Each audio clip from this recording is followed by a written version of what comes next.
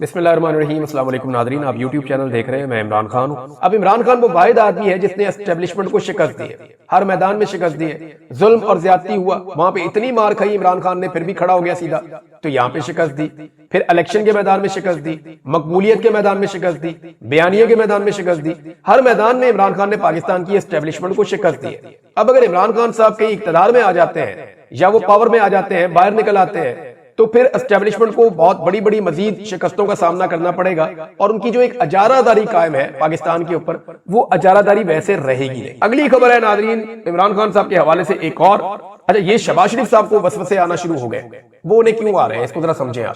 शहबाज शरीफ साहब तारीफें कर रहे थे कि जनाब फौज ने हमें बहुत सपोर्ट किया है और मिलिट्री एस्टेब्लिशमेंट ने जैसी सपोर्ट अब की है ऐसी माजी में कभी नहीं थी। ये तो बात सच है। यानी मिलिट्री एस्टेब्लिशमेंट ने किसी पॉलिटिकल पार्टी को इतना नहीं पीसा, इतना नहीं मारा जितना पाकिस्तान तहरीक इंसाफ को मारा, और इतनी सपोर्ट किसी और इत्तेहाद को नहीं की जितनी ये पीडीएम के इत्तेहाद को पाकिस्तान में सपोर्ट मिली है।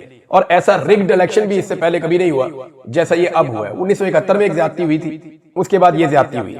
अब शहबाज शरीफ साहब ने बीच में कहा कि बीच बीच में उनको वसवसे भी आते हैं। ये वसवसे आ नहीं रहे, ये इमरान खान साहब ने टेक्निकली काम ही एक ऐसा किया है जिसपे इनको वसवसे आ रहे हैं। मामला ये है कि जब इमरान खान साहब के साथ मुज़ाकरात शुरू हुए तो इनके दिमाग में ये चल रहा था कि इमरान खान साहब मांगेंगे मैंडेट वापस। इमरान खान साहब कहेंगे 8 फरवरी का जो मैंडेट है वापस करो। वो ये कहेंगे कि जनाब फौरी तौर पे 26वीं आईनी तरमीम को वापस लो, आईनी बेंच को जो है वो फौरी तौर पे खत्म किया जाए, हमारी मखसूस नशस्तें हमारे हवाले की जाए, सेनेट के इलेक्शन, बाकी चीजें। इमरान खान साहब सारी चीजें वो मांगेंगे जो उनके साथ ज्यादतियां हुई। लेकिन इमरान खान साहब ने ऐसा कुछ भी नहीं मांगा। उन्होंने दो चीजें ऐसी मांगी जो हुकूमत दे भी सकती है, यानी इससे हुकूमत नहीं जाएगी, ना हुकूमत गिरेगी, ना हुकूमत को कोई खतरा होगा। नंबर एक, वो कह रहे हैं जी जो सियासी कैदी हैं उनको रिहा कर दिया, यानी जो अंडर ट्रायल है उनको रिहा कर दिया जाए। उतना बड़ा प्रॉब्लम नहीं है, अदालतों के ऊपर से दबाव हटा दिया जाए तो वो बेल करवा के बाहर आ जाएंगे और वो आजाद फिरना शुरू कर देंगे। उससे हुकूमत नहीं गिरेगी, हुकूमत उससे गिरेगी नहीं, उससे इमरान खान साहब भी बाहर आ जाएंगे, हुकूमत नहीं गिरेगी। दूसरा जो इमरान खान साहब का मुतालबा है वो भी बड़ा जायज है। वो कहते हैं 9 मई के ऊपर और 26 नवंबर के ऊपर जुडिशियल कमीशन बना दें। अब ये कमीशन के अंदर जो मेंबर्स होंगे वो तो हुकूमत ने मिलकर ही फैसला करना है ना। तो हुकूमत अपनी मर्जी के मेंबर्स लगा सकती है, अपनी मर्जी के टीओआर्स लगा सकती है, तो हुकूमत उसके अंदर भी कोई ना कोई रास्ता निकाल लेगी और वो इतना लंबा चला जाएगा वो इंक्वायरी में मामला, और कल को उसकी रिपोर्ट पब्लिक करनी है या नहीं करनी ये भी हुकूमत की मर्जी है। तो उसको भी हुकूमत साल 2 साल लटका सकती अगर चाहे तो। इन दो चीजों में तो हुकूमत नहीं गिर रही, फिर घबराहट किस बात की? घबराहट इस बात की है कि इमरान खान ने वो क्यों नहीं मांगा जो उसको मांगना चाहिए। तो वजह यह है कि इमरान खान को यह बात समझ आ गई है कि अब उनके बाहर आने का वक्त हो गया है। पब्लिक में उनकी मकबूलियत अपनी मिराज के ऊपर है, वो अवाम के अंदर बेहद मकबूल हो चुके हैं, बल्कि पाकिस्तान के बाहर आलमी सतह पे भी उनकी मकबूलियत बढ़ती चली जा रही है। यहाँ पे मैं आपको एक डाटा और दे देता हूँ। दुनिया में जो सोशल मीडिया के सारिफीन है ना, वो 5 अरब 22 करोड़ है। इतनी बड़ी तादाद है सोशल मीडिया को इस्तेमाल करने वालों की।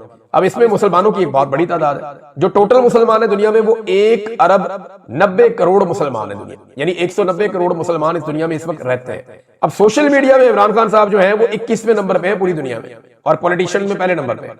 जबकि इमरान खान साहब जो है वो मुसलमानों के अंदर जो बाअसर मुसलमान है पूरी दुनिया के अंदर 190 करोड़ मुसलमानों में 24वें नंबर पे इमरान खान साहब आते हैं। अब आप अंदाजा कर लें कि अल्लाह ताला जिस आदमी को मकबूलियत दे, इमरान खान साहब सिर्फ पाकिस्तान में नहीं पूरी दुनिया के अंदर मकबूल तरीन लोगों में से एक बनते जा रहे हैं। अब उन्हें यह पता है कि यह वक्त है बाहर आने।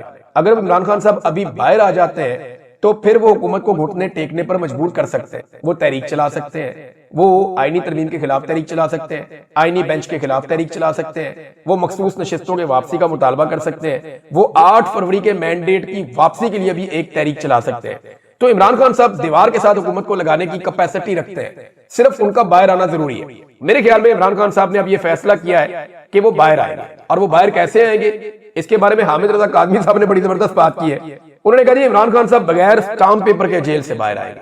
इससे पहले वाला जो तरीकाकार है ना वो स्टाम्प पेपर वाला है, गारंटियों वाला है। ये नहीं करूंगा, वो नहीं करूंगा, मेरा ट्विटर बंद रहेगा अगले इतने हफ्ते के लिए, इतने महीने तक आपको हमारी आवाज भी नहीं आएगी, मेरी बेटी का भी ट्विटर बंद हो जाएगा, मेरा भाई जो है वो तो पहले ही गुमसुम रहता है, चुप रहता है, वो भी नहीं बोलेगा। तो इस किस्म के जो गारंटीज है वो मियां साहब देते रहे।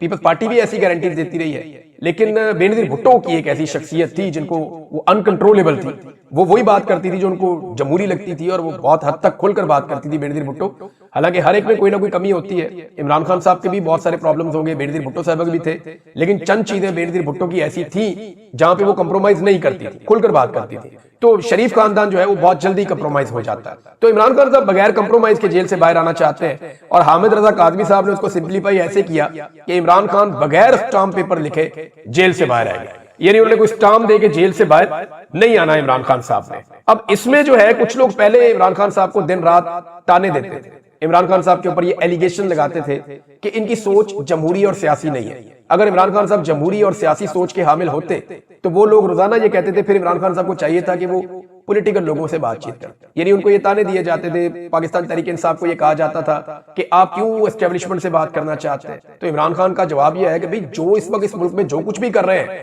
انہی سے بات کرنی ہے نا. اصلی فارم 45 میرے جو لے گئے میں نے انہی سے واپس لینے ہیں. ان کے پاس تو صرف فارم 47 ہے جو جعلی ہے. میرا اصلی فارم 45 تو اسٹیبلشمنٹ کے پاس ہے جن سے میں نے واپس لینا ہے, تو میں تو انہی سے بات کروں گا. طاقت ان کے پاس ہے, حکومت انہوں نے بنائی ہوئی ہے, اقتدار انہوں نے چھینا ہے, رجیم چینج انہوں نے کیا, سارا کچھ. تو عمران خان صاحب پہلے یہ کہتے تھے لیکن یہ سارے ان کو تانے دیتے تھے. اب عمران خان صاحب نے سیاستدانوں سے بات چیت شروع کر دی ہے.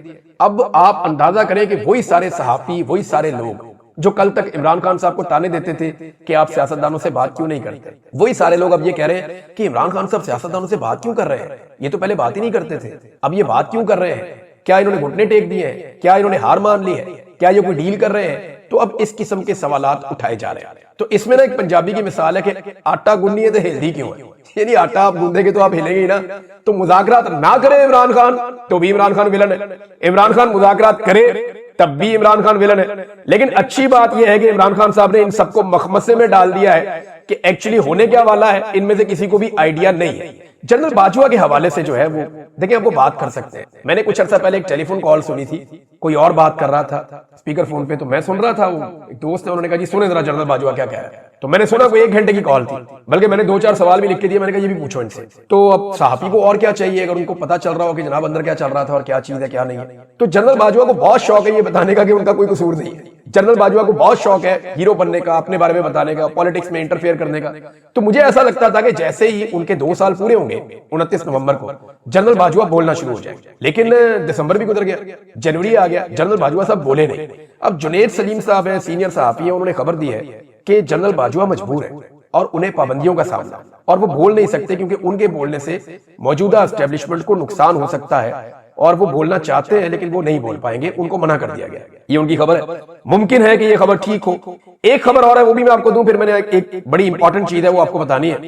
وہ یہ ہے کہ حسان نیازی نے رحم کی اپیل دائر کرنے سے انکار کر دیا. عمران خان صاحب کے بھانجے, اور ان کو بھی پریشر دیا گیا, ان کے بہت سارے دوستوں نے مشورہ بھی دیا کہ آپ رحم کی اپیل دائر کریں, لیکن یہ حسان نیازی صاحب نے اور ان کے والد نے, ان کی والدہ نے, ان لوگوں نے فیصلہ کیا کہ وہ رحم کی اپیل نہیں کریں گے اور فیصلے کا انتظار کریں گے. بلکہ ان کے والد نے کہا کہ ہمیں انصاف چاہیے, ہمیں رحم نہیں چاہیے, ہمیں انصاف فراہم کیا جائے.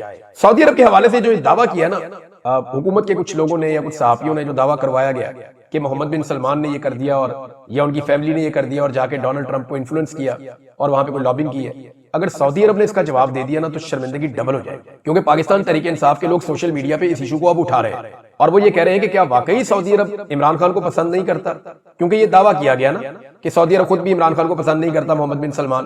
حالانکہ عمران خان صاحب تو کہتے ہیں جی وہ میرا بھائی ہے, اور وہ محمد بن سلمان جو آن ایئر کہہ چکے ہیں وہ بھی یہ کہتے ہیں جی میرا تو بڑا اچھا تعلق ہے.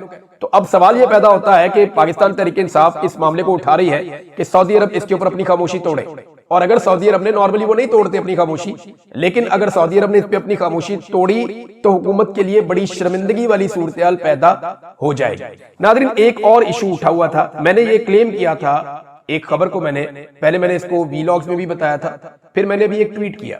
دیکھیں ایک تو جو حافظ نعیم صاحب ہیں جماعت اسلامی کے سربراہ یا امیر, وہ بڑے قابل احترام ہیں اس وجہ سے کہ وہ ایک زبردست پولیٹیکل ورکر ہے. دوسری وجہ ان کی یہ ہے کہ انہوں نے جعلی فارم 47 لینے سے انکار کیا تھا. ان کو بھی ایم این اے بنایا جا رہا تھا, انہوں نے انکار کیا کہ میں جعلی فارم 47 پہ ایم این اے نہیں بنوں گا. انہوں نے اپنا اصول بتایا اور بعد میں انہوں نے یہ بات سب کے سامنے بھی رکھی. تو یہ 2 چیزیں ان کی بڑی قابل تعریف ہیں. لیکن انہوں نے جب ایک ایسے قیدی کو جو درجنوں مرتبہ یہ کہہ چکا ہے کہ وہ اسرائیل کو تسلیم نہیں کرے گا, ایک ایسے قیدی کو جو درجنوں مرتبہ یہ کہہ چکا ہے کہ وہ فلسطینیوں کے ساتھ کھڑا ہے اور جب تک ان کو انصاف نہیں ملتا, ان کو ان کا حق نہیں ملتا, تب تک وہ فلسطین کے کاز کے ساتھ کھڑا رہے گا, وہ اپنے آپ کو پیچھے نہیں ہٹا سکتا. اس شخص کو, اس نوعیت کے شخص کو, جب وہ قید کے اندر ہے, مشکلات برداشت کر رہا ہے, اس کے ایمان کا امتحان لینے کا جو انہوں نے فیصلہ کیا نا, اور اس وقت پہ کیا جب یہ باریک واردات ڈالی جا رہی تھی پاکستانی اسٹیبلشمنٹ کی جانب سے. یعنی عمران خان کے بیانات سب کے سامنے ہیں, وہ 1000 مرتبہ یہ کہہ چکے ہیں, وہ 1000 مرتبہ بعد میں بھی یہ کہہ دیں گے. سب کو پتا ہے کہ عمران خان اس پہ کمپرومائز نہیں کرے گا. لیکن یہ باریک واردات جب ہوئی اور اسٹیبلشمنٹ کی یہ خواہش تھی, وہ بھی اس معاملے کو اٹھا رہے تھے, تو حافظ نعیم الرحمان صاحب نے جب کیا تو میں نے اس کے اوپر تنقید کی. پھر میں نے یہ بھی بتایا کہ جماعت اسلامی کا رول بڑا عجیب ہے.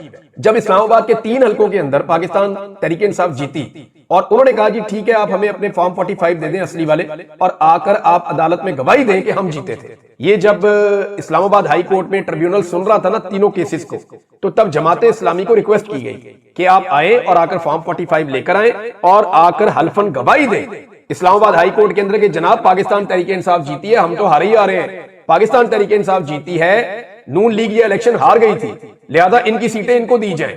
تو اس وقت جماعت اسلامی نے انکار کر دیا تھا. یہ ان کے جی میاں اسلم صاحب ہیں جماعت اسلامی کے, انہوں نے انٹرویو دیا ہے, ہمارے بڑے اچھے دوست ہیں نادر بلوچ صاحب, ان کو انٹرویو دیا. اس میں انہوں نے دعویٰ کیا نادر بلوچ صاحب کے سامنے کہ جناب ہم نے تو ان کو فارم 45 دے دیے تھے, سارے فارم 45 دے دیے تھے.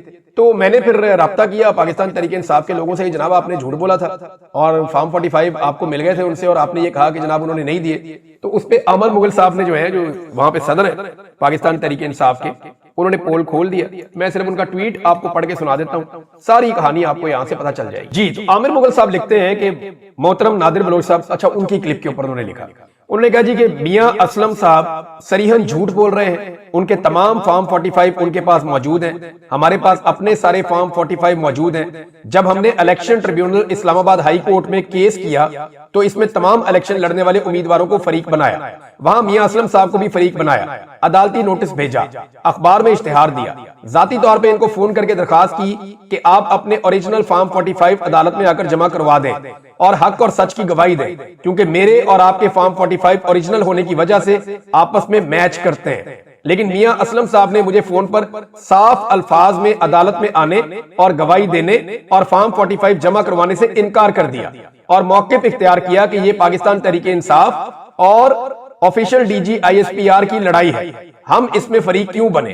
البتہ جے یو آئی کے جو امیدوار تھے فضل الرحمان صاحب کی پارٹی کے, اور تحریک لبیک کے جو امیدوار تھے, انہوں نے اپنے فارم 45 عدالت میں جمع کروائے ہیں جو کہ 100% میرے تمام فارمز کے ساتھ میچ کرتے ہیں.